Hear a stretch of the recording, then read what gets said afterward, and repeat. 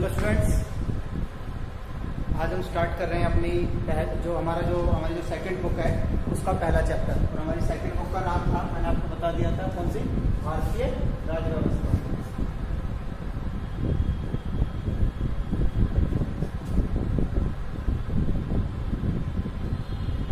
ठीक है,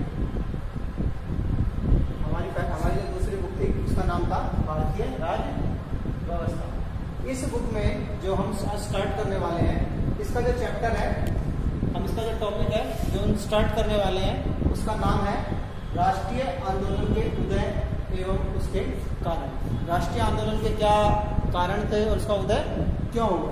ठीक है, तो सबसे पहले हम ये जान लेते हैं कि राष्ट्रीय आंदोलन था क्या। देखिए, हमारे देश में अंग्रेजों के आने से पहले क्या था कि हमारा देश छोटे छोटे टुकड़ों में बटा हुआ था। कहीं पे किसी राजा का राज, कहीं पे किसी सल्तनत का राज, कहीं पे किसी नवाब का राज, तो टुकड़ों में बटा हुआ था। सब लोग अपने अपने राज्य में, कोई मराठा थे, कोई राजपूत थे, कोई दक्कन में थे, कोई सिर्फ अपने क्षेत्र में थे। तो सब लोग अपने अपने क्षेत्र के लिए लड़ते थे। उनके अंदर कोई एक कलेक्टिव भावना नहीं थी, जिसे हम राष्ट्रीय भावना कहते हैं। एक देश की भावना, एक नेशनल की भावना, एक नेशन की भावना, एक राष्ट्र की भावना, ऐसी कोई भावना नहीं थी। ठीक है, तो सब लोग अपने अपने क्षेत्र के लिए ही लड़ते थे। जैसे कि मैं राजस्थान का, मैं पंजाब का, मैं हरियाणा का, मैं महाराष्ट्र का, सब ऐसे ही करते थे। लेकिन नेशनलिटी, जो राष्ट्रीयता होती है, उसकी कोई सोच नहीं थी पहले। ठीक है, तो ये सोच कब बनती? ये सोच पूरे विश्व में, ये पूरे विश्व में 17वीं और 18वीं शताब्दी में पनपी। तो भारत में भी इसके बारे में जानने लगे लोग। तो ये भी सोचने लगे क्यों ना हम भी अपने सब लोग मिलकर एक अलग देश, एक पूरा देश इकट्ठा हो जाए, एक राष्ट्र बनाए। अपने छोटे छोटे टुकड़ों में जो बटे पूरे जो छोटे छोटे राज्य हैं उनको मिला के एक राष्ट्र बनाए। और राष्ट्र बनाने के लिए ये जरूरी था सबको इकट्ठा किया जाए, सबको साथ लिया जाए। ठीक है, तो ये था राष्ट्रीय। और एक इसके लिए इस राष्ट्र को इकट्ठा करने के लिए पूरे सब एरिया को इकट्ठा करके एक सिंबल के तले, एक झंडे के नीचे लाना, या एक एकता के सूत्र में बांधना, इसके लिए जो कार्यक्रम किए गए वो सभी क्या कहलाए? राष्ट्रीय आंदोलन कहलाए। ठीक है, वो राष्ट्रीय आंदोलन का हिस्सा कहलाया। तो राष्ट्रीय आंदोलन क्या है? राष्ट्रीय आंदोलन एक्चुअली यही है कि पूरे के पूरे देश में जो अलग अलग जो अपने मत रखते थे, विचार रखते थे, अलग अलग क्षेत्र के लिए अपनी नेशनलिटी मानते थे, अपनी जन्मभूमि मानते थे, उनके लिए जो प्यार था वैसा ही प्यार पूरे के पूरे हिंदुस्तान के लिए हो, ऐसा चाहना, ये था राष्ट्रीयता। उनके अंदर राष्ट्रीयता की भावना जगाना। उनको जैसे कि एक होता है ना कि आई एम एन इंडियन, मैं एक भारतीय हूँ, तो भारतीय के रूप में उसे ये पहचान दिलाना कि ये व्यक्ति भारतीय है। और पहले क्या होता था? पहले एक क्षेत्र विशेष तक ही व्यक्ति सीमित रहता था।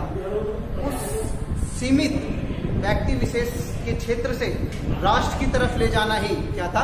राष्ट्रवाद और राष्ट्रीय आंदोलन। ठीक है, तो अब हमारे यहाँ पर एक स्पेशल कॉन्टेक्स्ट और राष्ट्रीय आंदोलन से कि हमारे देश में था अंग्रेजों का राज। जिस समय राष्ट्रीय आंदोलन चल रहा था, उस समय अंग्रेज हमारे देश में राज कर रहे थे। और ज्यादा से ज्यादा जो पढ़े लिखे लोग थे वह चाहते थे कि हमारे देश के सभी लोग जो हर कोने में वो इकट्ठे होकर हमारे देश के लिए कुछ करें और हमारे देश के लोगों को इकट्ठा करें।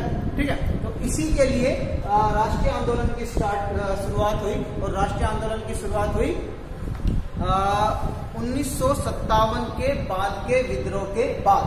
और अगर सही मायने में मैं कहूँ तो इसकी शुरुआत होती है असल में 1885 में, जब कांग्रेस की स्थापना हो गई थी।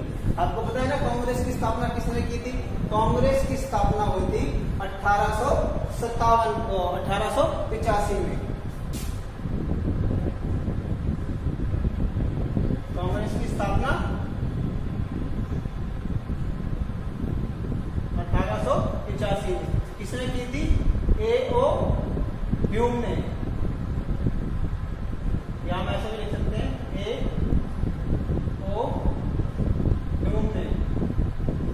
ठीक है, A.O. ह्यूम ने की थी कांग्रेस की स्थापना। तभी से हम कह सकते हैं कि राष्ट्रीय आंदोलन का एक तरीके से प्रसार बढ़ने लगा। लेकिन इसके अब बात करते हैं उदय के कारण। हम ये तो समझ लें कि राष्ट्रीय आंदोलन होता क्या है, इसका उदय कहाँ से हुआ। उसका उदय हुआ है, क्या नाम है, 1885 के टाइम से, सही एग्जैक्ट माना जाए तो। और दूसरा अगर माना जाए तो 1857 का जो विद्रोह हुआ था उसके बाद से। तो इसके उदय के कुछ कारण थे। ये क्यों हुआ, एक राष्ट्रीय आंदोलन क्यों आया भारत में, इसके वजह के सबसे पहली वजह तो ये थी कि 1857 का संग्राम। 1857 के संग्राम में सभी रियासतें, जितनी भी रियासतें अंग्रेजों के खिलाफ लड़ी, वह अपने अपने क्षेत्र में लड़ी, वह इकट्ठी होकर नहीं लड़ी। यदि वह इकट्ठी होकर लड़ती, एक राष्ट्र के झंडे के नीचे होकर लड़ती, तो अंग्रेजों को उसी समय हरा दिया जाता। परंतु ये समझ में आ गया कि इनको हराना, बारी बारी से एक एक करके इनको हराना आसान नहीं होगा। इनको हराने के लिए, अंग्रेजों को हराने के लिए क्या जरूरी है कि हम एक राष्ट्र के तले आए। तो 1857 के संग्राम की विफलता ने हमें ये सिखाया कि हमें इकट्ठा होना पड़ेगा। दूसरा है राजनीतिक एकता की स्थापना। देखिए हमारे देश में उस समय तक जो शासन व्यवस्था थी, अंग्रेज जिस प्रकार के प्रशासन चलाते थे, जिस प्रकार से शासन करते थे, उस शासन के लिए जरूरी था कि भारतीयों के अंदर भी एक प्रकार की राजनीतिक एकता स्थापित हो।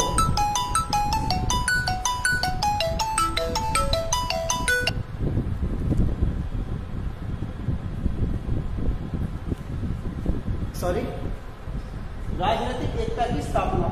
उस टाइम पे भारत में राजनीतिक एकता की बहुत कमी थी।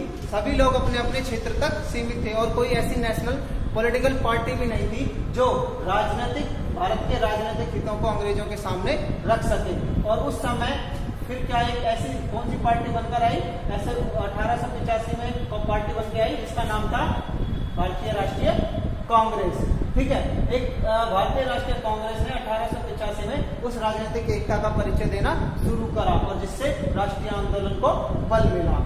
एक और बात, धार्मिक और सामाजिक पुनर्जागरण। उस समय हमारे देश में विभिन्न प्रकार के धार्मिक और सामाजिक पुनर्जागरण के काम चल रहे थे। हमारे देश में जितने भी धार्मिक रूप से जो हमारी प्रॉब्लम्स थी या सामाजिक रूप से हमारे सामने जो कुरीतियां थी, उन सबके उद्धार के लिए, उन सबको मिटाने के लिए कई प्रकार के पुनर्जागरण कार्यक्रम चलाए जा रहे थे। चाहे वह क्या नाम है, रामकृष्ण मिशन के द्वारा चलाए जा रहे थे, स्वामी विवेकानंद के द्वारा चले जा रहे थे, या अन्य महापुरुषों के द्वारा चलाए जा रहे थे। और इसके साथ ही ऐतिहासिक अनुसंधान भी इसके राष्ट्रीय आंदोलन के कारणों में गिना जाता है। जैसे कि देखिए, इतिहास ये बताता है कि जब जब हम टुकड़ों में रहे हैं, हमारे ऊपर विदेशी ताकतों ने हुकूमत की है। इसलिए ये जरूरी था कि हमें राष्ट्रीय एकता के सूत्र में बंध जाना, सभी लोगों को, सभी क्षेत्र के राजाओं को या सभी क्षेत्र के निवासियों को एक ऐसी राष्ट्रीयता के में पिरोना जिससे कि हम एक ताकत बन जाएं और कोई दुश्मन देश हमारे ऊपर आक्रमण करने से पहले 100 बार सोचे। तीसरी अगली एक और बात थी पाश्चात्य शिक्षा। पाश्चात्य शिक्षा का मतलब यह है कि भारतीयों को अंग्रेजों ने शिक्षा देना स्टार्ट कर दिया, शिक्षित करना स्टार्ट कर दिया। वजह तो ये थी कि अंग्रेजों को क्या चाहिए थे, अंग्रेजों को चाहिए थे बाबू। अभी बाबू कौन सा है, ये बाबू है क्लर्क वाला। ठीक है, कुछ और मत समझना, क्लर्क वाला बाबू है ये। पाश्चात्य शिक्षा का मतलब था कि अंग्रेजों ने भारतीयों को शिक्षा दी, वेस्टर्न शिक्षा दी, और उसका उनको बस ये चाहते थे अंग्रेज कि भारतीयों को हम इतनी शिक्षा दे दें कि उनसे क्लर्क का काम लिया जा सके, बाबू का काम लिया जा सके। लेकिन कुछ ब्रिलियंट लोग थे जिन्होंने क्या नाम है उस शिक्षा को लिया और उस शिक्षा को लेने के बाद पाश्चात्य साहित्य का अध्ययन किया। किसका अध्ययन किया? पाश्चात्य शिक्षा का अध्ययन किया। सॉरी, इस शिक्षा को लेने के बाद पाश्चात्य शिक्षा का अध्ययन किया और पाश्चात्य शिक्षा में उन्होंने लिबर्टी यानी कि स्वतंत्रता, समानता जैसी चीजों को देखा और अपने लिए भी वही मांग करने लगे, जिससे राष्ट्रीय आंदोलन को बल मिला। और फिर उसके बाद आता है भारतीयों का विदेश गमन। जब कुछ भारतीय जो समृद्ध थे उन्होंने क्या काम करा, पश्चिम के देशों में जाकर, स्पेशली यूरोप के देशों में जाकर शिक्षा लेना स्टार्ट कर दिया और वहां जाकर देखा कि वहां तो बड़ी अच्छी किताबें, अच्छी नॉलेज है और अच्छी फ्रीडम है। तो उन्होंने यही चीज भारत के लिए भी मांगना शुरू करा, जिसके लिए उन्होंने राष्ट्रीय आंदोलन की शुरुआत करी। ठीक है, और इसमें नेक्स्ट पॉइंट है भारतीय समाचार पत्र एवं साहित्य का विकास। इससे पहले भारत में क्या नाम है, भारतीय समाचार पत्र कम ही थे या नहीं थे, और उनका और भारतीय जो साहित्य था वो भी कम ही छपता था। लेकिन अब तक इस दौर तक क्या नाम है 1885 के दौर तक, इस 1885 के दौर तक बहुत सारी प्रेस लग चुकी थी, यानी बहुत सारी क्या नाम है जो अखबारों की जो प्रेस है वो लग चुकी थी, और उसमें भारतीय विचार छपते थे, भारतीय समाचार पत्रों में भारतीय विचार छपते थे, और भारत का जो साहित्य था उसका प्रसार किया जाता था, जिससे लोगों के अंदर अपने देश के प्रति एक भावना उमड़ी, जो कि राष्ट्रीय आंदोलन में काफी सहायक सिद्ध हुई। और इसके बाद जो नेक्स्ट पॉइंट है आर्थिक असंतोष। अंग्रेजों की जो नीतियां थी भारत में वह इस प्रकार की थी कि भारतीयों का शोषण हो रहा था और भारत का भी शोषण हो रहा था। उन्हें कोई आर्थिक रूप से फायदा नहीं हो रहा था, सारा का सारा फायदा इंग्लैंड की तरफ ट्रांसफर हो रहा था।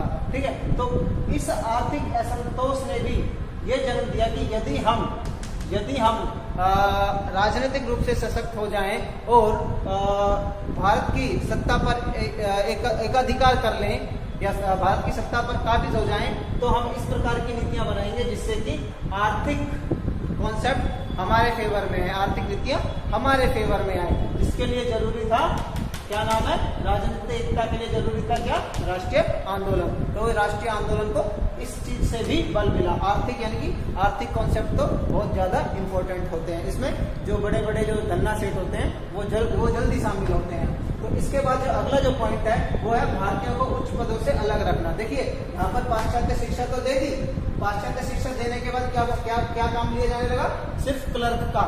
ठीक है, लेकिन क्लर्क का काम लिए जाने के बाद कुछ तो ब्रिलियंट थे, वो लोग कहाँ जाते थे, वो लोग जाना चाहते थे बड़े पदों पे, आईएएस जैसे पदों पे, उस टाइम आईसीएस होता था, लेकिन उन पदों पर उन्हें जाने से रोका जाता था किसी न किसी बहाने से। ठीक है, ऐसे ही एक नाम है रविंद्रनाथ टैगोर के भाई सत्येंद्रनाथ ठाकुर का, उन्हें इस पद पे जाने से रोक दिया गया। क्यों, उन्हें घुड़सवारी नहीं आती थी। तो कुल मिला के वो कुछ इस प्रकार के कानून बनाते थे, उस प्रकार के नियम बनाते थे जिससे कि वह इन पदों से दूर रह सके। इस वजह से भी भारतीयों को अंग्रेजों से नफरत होने लगी और वो राष्ट्रीय आंदोलन का उदय होने लगा और वो वहां पर जाकर सक्रिय भूमिका निभाने लगे राष्ट्रीय आंदोलन में। जातीय भेदभाव की नीति, जाति नस्ल भेदभाव की नीति। अंग्रेज भारत में रहने वाले भारतीयों से पहले तो ठीक ठाक से बात करते थे, लेकिन जब 1857 का विद्रोह हुआ उसके बाद उन्हें जंगली और हबसी कहने लगे और उनके साथ बहुत ही दुर्व्यवहार करने लगे। हालांकि पहले भी कोई खास अच्छा व्यवहार नहीं करते थे, लेकिन इसके बाद कुछ ज्यादा ही करने लगे। इससे क्या भारतीयों और अंग्रेजों के बीच में एक खाई पट गई और वह खाई कभी भरी नहीं और एक दूसरे के खिलाफ नफरत बढ़ती गई, जिससे राष्ट्रीय आंदोलन को बल मिला। ठीक है, तो ये था आपका राष्ट्रीय आंदोलन और उसके कारण। इससे अगले का हिस्सा या अगला पार्ट या अगला लेसन हम अगले लेक्चर में करेंगे। आज के लिए बस इतना ही। Thank you.